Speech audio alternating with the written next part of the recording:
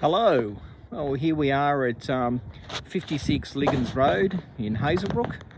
It's fantastic that you've been able to let me make this video and send up to you. Too bad you can't come down and do the assessments in person at the moment, but I appreciate, the problems with COVID, etc. So, look, I've been waiting for this for a fair while. Look, in reality, I'm not concerned about bushfire here. My wife is though, so this is really just to please her and hopefully you can give her some advice. Look, I'm retired now. She works 2 days a week at a school about 50 kilometres away. We've been living here for 33 years. And just looking down the street before we go into the house, you can see that bushland through there. I think that's bushfire prone land. I think it might start to just 2 houses down and in the back there, and there's a hanging swamp and everything down there. So I think that's what the situation is with this house. But anyway, look, we'll walk in and I'll show you around. Bear with me with my shaky video as we walk through.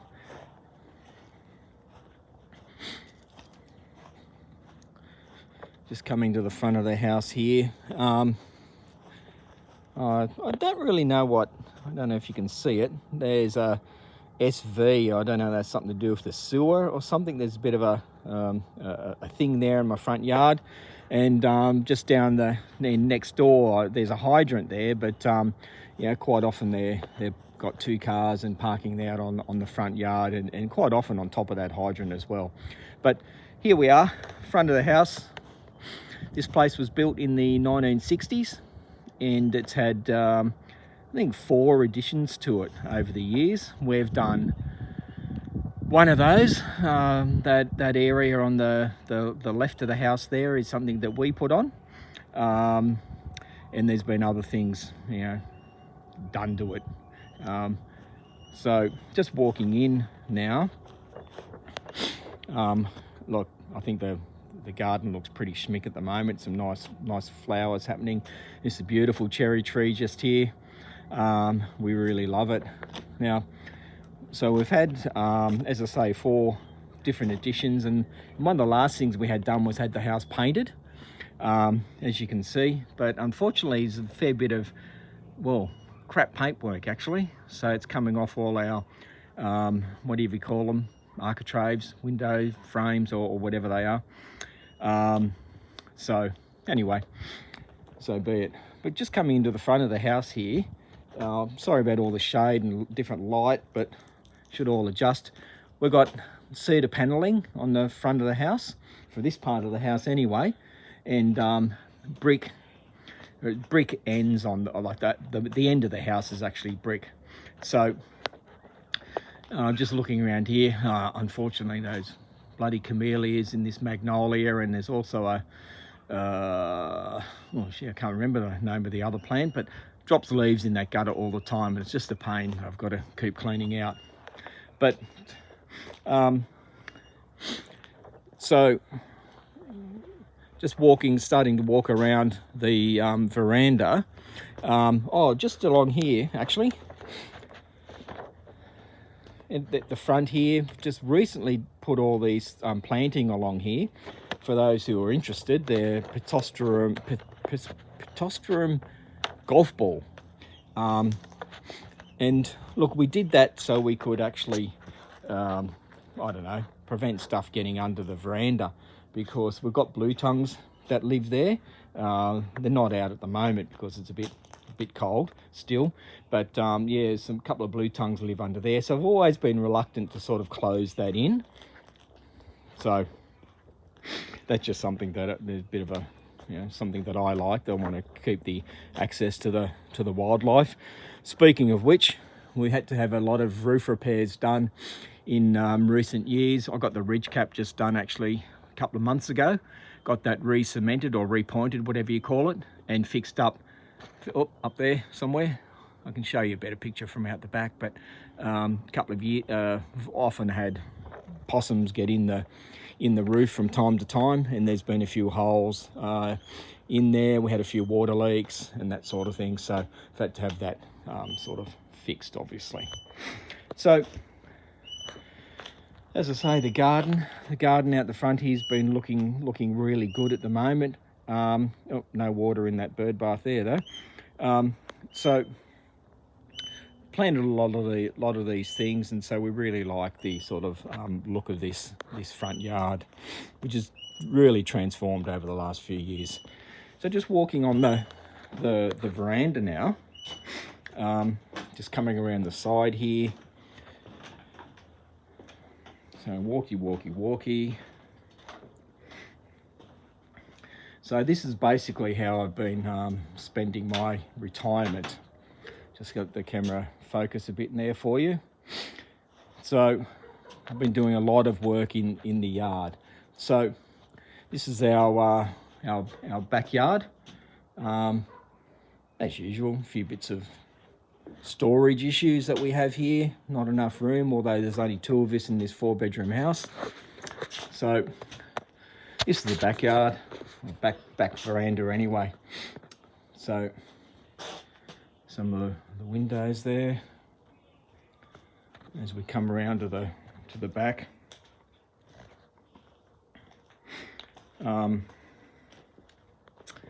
Yeah, so if we look around here, just we got one of those, just recently got, what do you call it? I'll look back there now. A fire pit thing, which I move out from under the veranda when I want to use it.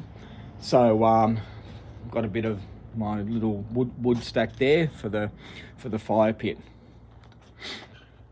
So this is another bit of garden that we've put in. So yeah, just look at this stuff here. The wind is just been really constant for the last couple of weeks. So a lot of the leaf material from these trees here just all sort of accumulate in this spot. So I've got to regularly pick that up because it just looks messy. I'm really not happy with how it looks, so I'm really often looking at it to pick up and get rid of it, because I think it just detracts from that area. So coming out further up the yard, got the old garden shed, a few vines happening there, and sort of created a bit of a very nice sort of covering for my garden shed and the one next door. I think it's clematis, and I see a bit of jasmine in there, but that really looks good when it's in flower. At the moment though, it looks a bit dead and crappy because then it's sort of what do you call it, you know, the low season, so not much growth happening with it at the moment. Continuing on, I hope you're all enjoying this little tour of my place. So everyone's got to have a backyard corner of stuff. Oops, just realised that the sun's looking a bit, making this picture a bit difficult at the moment, so I'll just try and get a better shot for you. Ah, that's better. Yeah, so this fence is probably 40 years old. It's a really good hardwood fence. Just sort of pan along because I want to show you something that's really quite interesting. Might not be able to pick it up readily,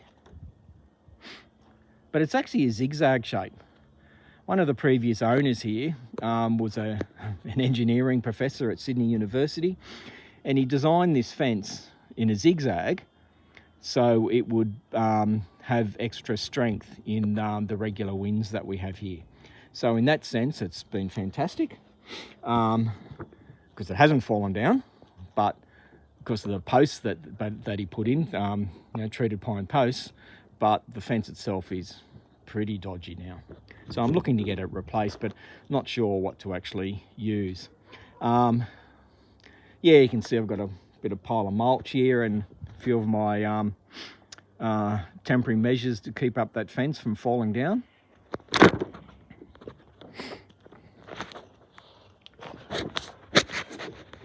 So just moving along further now, actually got quite a big yard. It's about 1,100 square metres block, and the house itself is because of its its shape. It's long and it's actually towards the front. We've actually got quite a big yard that's not really used much. So just swinging around here, I just want to take you to my favourite spot in the yard, actually. A place where I have my morning coffee and sit down at other times to have a rest between the times that I'm doing my backyard work. This is my pride and joy here. This seat here, I built into the wall, just enough space to put a garden seat, and quite, I can't say famously, but quite interestingly for our family, the day I did it and put the chair in here, I looked to the left here, and that day I heard rustle, rustle, rustle in the plants, and a bloody black snake was there. So that freaked me out after sort of dealing with that, which meant me going away very smoothly away from the snake. That same day, I found a brown snake in the garden shed. So the only times in 30 years we've had snakes, that I've seen snakes, and they're both on the same day. Anyway, you don't want to really hear about that story. So out there, that leads onto bush. You can sort of see through across our fence that's all vegetation there, and we've got a wire sort of rural type fence there, and it's all covered in that vine and stuff.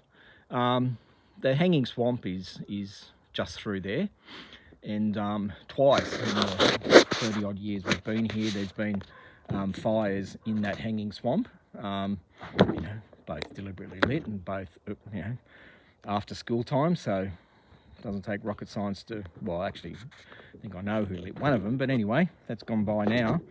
And there was also a hazard reduction down there at one point. So, I've had a couple of fire incidences in the area, but nothing to worry me really, just black smoke and noise and fire trucks everywhere, but it didn't really cause us any real grief.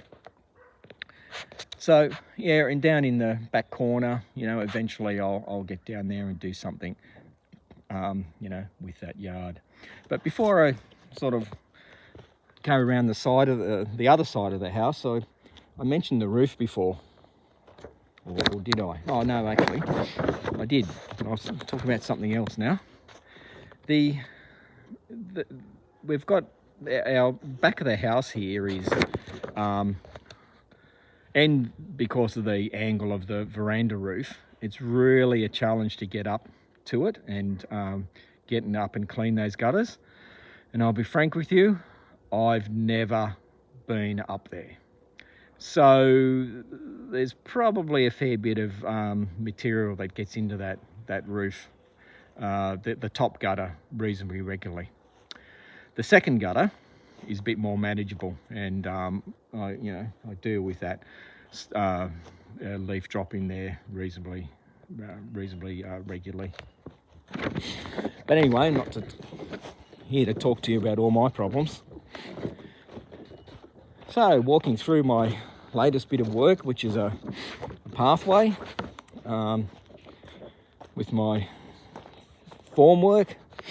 Oh yeah, so we've got this open veranda. As I said, out at the front, I was reluctant to screen that off because of the blue tongues. But it's sort of because of the angle of the land, it continues that way around the back here. So here we have a little bit of rubbish that gets regularly putting that into the green waste bin. So every fortnight I put 240 litres worth of green waste into the bin and have that taken away. But it certainly takes a long while to actually get rid of all the stuff, and actually it always seems to be accumulating. In actual fact, we've had 20 trees cut down in our backyard over the last couple of years, all with council approval, but that's the extent of all the the vegetation that's been in the yard.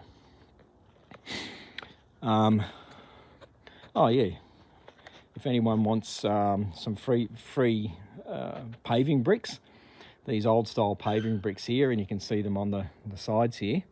They weigh about 3 kilos, one of those bricks, and there's a couple of hundred of them. We've had them in 3 or 4 locations around the house over the years, and I'm finally stacking them there to have someone take them away at some point soon. Yeah, and so there's just some, you know, underneath the veranda there. As I come around the front, just coming through this gate, which is a bit dodgy, a bit hard to sort of go over the paving bricks there. And then lastly, as we come out the front, again, the wind just blows all the leaves, and they tend to accumulate around here, which is great because I'm able to just you know, pick them up and chuck them in the bin.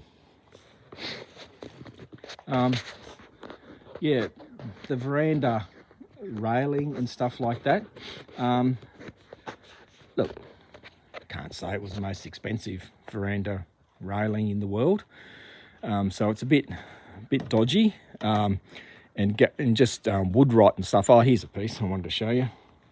You know, got a few of these ones that are just rotted away at the join there. So someday got to do something about it.